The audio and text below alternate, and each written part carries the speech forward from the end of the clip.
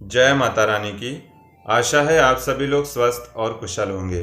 कई बार साधकों ने ये प्रश्न किया है कि अप्सरा साधना में किस किस सामग्री का प्रयोग होता है। आखिर वो कौन कौन सी सामग्रियां हैं जो अप्सरा साधना में प्रयोग की जाती हैं। तो 13 अप्रैल से नवरात्रि प्रारंभ हो रही है। सबसे पहले तो आप सभी के लिए शुभ मंगल कामनाएं कि इस नवरात्रि में आपको सफलता अवश्य ही मिले। और इस वीडियो के माध्यम से अप्सरा साधना में कौन कौन सी सामग्री का प्रयोग होता है और वह कितने तक का उसमें खर्च आता है, अप्सरा साधना की सामग्री में कितने तक का खर्च आता है, इन सभी विषयों पर केंद्रित करते हुए यह वीडियो मैं बना रहा हूं। आशा है इस वीडियो के माध्यम से आपको निश्चित ही महत्वपूर्ण जानकारी प्राप्त होगी। अप्सरा साधना में बहुत महंगी सामग्री का प्रयोग नहीं होता है, बिल्कुल सरलतम, जैसा कि आप वीडियो में देख पा रहे हैं अभी। इसके बाद हम आगे आपको एक एक करके सभी सामग्रियों की विस्तृत जानकारी देंगे और साथ ही यह भी बताएंगे कि अप्सरा साधना की पूजा सामग्री में कितना खर्च आता है। पूजा की दुकान से आपको सबसे पहले इत्र लेना है, तो आप गुलाब के इत्र का प्रयोग करेंगे अप्सरा साधना में तो सबसे अच्छा होगा, क्योंकि खुशबू की जो महत्ता होती है वो अप्सरा साधना में बहुत ही ज़्यादा होती है और ये आपको सिर्फ 10 रुपये में आपको मिल जाएगा। इसके बाद आपको पीली सरसों लेना है, जैसा कि आप वीडियो में देख पा रहे हैं ये पीली सरसों है। इसका प्रयोग दिग्रक्षण के लिए किया जाता है, अर्थात सुरक्षा घेरा बनाने के लिए हम करते हैं। अप्सरा साधना में सुरक्षा घेरा कैसे बनाना है, चाकू का प्रयोग कैसे करना है, पीली सरसों से कैसे सुरक्षा घेरा बनाना है, इसका ऑलरेडी मैंने वीडियो पहले ही बना रखा है, आप उसको भी देख लीजिएगा।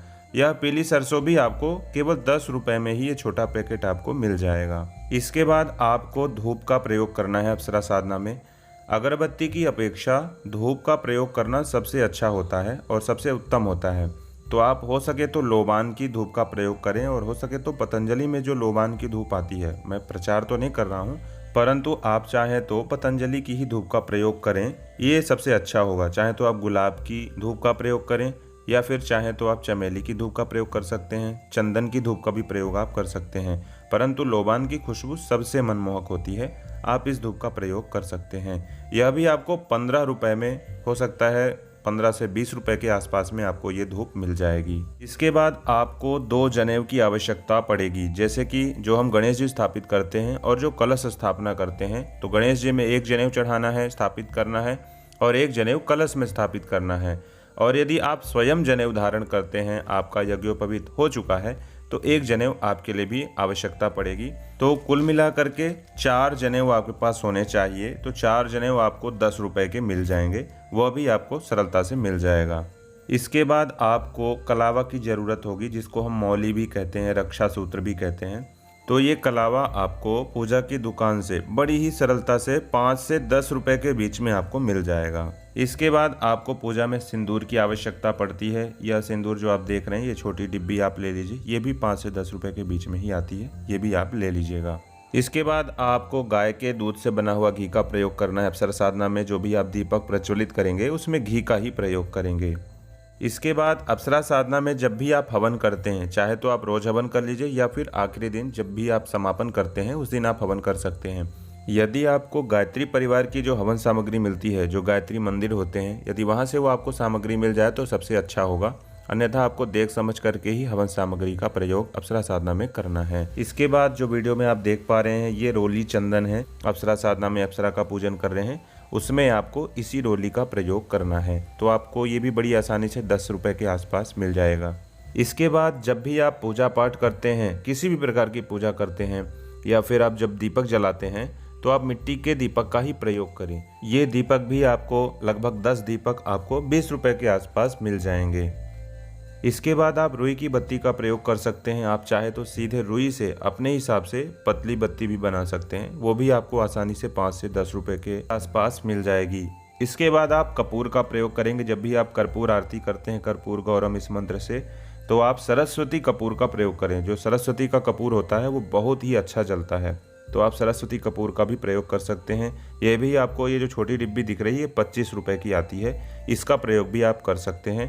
हो सके तो आप बड़ी पैकेट भी ले सकते हैं, लेकिन वो थोड़ा ज़्यादा कॉस्टली होती है। इसके बाद पंचामृत बनाने के लिए आप शहद का प्रयोग कर सकते हैं। ये भी आपको 30 रुपये के आसपास आसानी से पूजा की दुकान पर मिल जाएगा।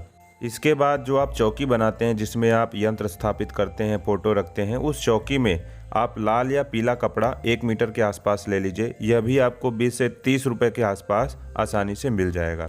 इसके बाद आपको अष्टगंध का प्रयोग अप्सरा साधना में करना है। विशेष रूप से अप्सरा अंग पूजन में अष्टगंध चंदन का प्रयोग किया जाता है। आप चाहें तो रोली की जगह में अष्टगंध चंदन का ही प्रयोग पूजा में नित्य प्रतिदिन कर सकते हैं। ये भी आपको 20 से 25 रुपए के आसपास में मिल जाएगा। इसके बाद गौमुखी का प्रयोग जब हम जप में करते हैं, जब हम अप्सरा मंत्र का जाप करते हैं या किसी भी मंत्र का जाप करते हैं, तो माला को ढकने के लिए, माला को रखने के लिए गौमुखी होती है, जिसे हम जप माली भी कहते हैं। यह भी आपको आसानी से 20 से 30 रुपए के आसपास में मिल जाएगी। इसके बाद अप्सरा साधना में 2 नारियल की आवश्यकता होती है। एक नारियल आप कलश में स्थापित करते हैं और दूसरे नारियल से आप पूर्णाहुति करते हैं, और ये दोनों नारियल आपको लगभग 50 रुपए में मिल जाएंगे। इसके बाद अप्सरा साधना में आपको गंगा जल की भी आवश्यकता होती है पवित्रता करने हेतु। जब भी आप अपने ऊपर पवित्रीकरण करते हैं तो जो आप आचमनी में जो जल रखेंगे उसमें आप गंगा जल का भी प्रयोग थोड़ा सा कर लेंगे। यह भी आपको 10 रुपए में बड़ी ही आसानी से पूजा की दुकान पर मिल जाएगा। अप्सरा साधना में सबसे महत्वपूर्ण होता है अप्सरा माला, अर्थात स्फटिक की माला, जिसे मंत्र का जाप किया जाता है, और अप्सरा यंत्र, जिसमें अप्सरा की स्थापना की जाती है और उसी में अंग पूजन इत्यादि भी किए जाते हैं। तो ये भी बहुत आवश्यक होता है। इस प्रकार से इस वीडियो के माध्यम से हमने बताया कि किस प्रकार की सामग्री का प्रयोग अप्सरा साधना में होता है, और ये सभी सामग्रियां बड़ी ही सरलता से साधकों को प्राप्त हो सकती हैं। आशा है यह जानकारी आपको महत्वपूर्ण लगी होगी। आगे भी इसी प्रकार की महत्वपूर्ण जानकारियां हम लेकर के आते रहेंगे। जय माता रानी की।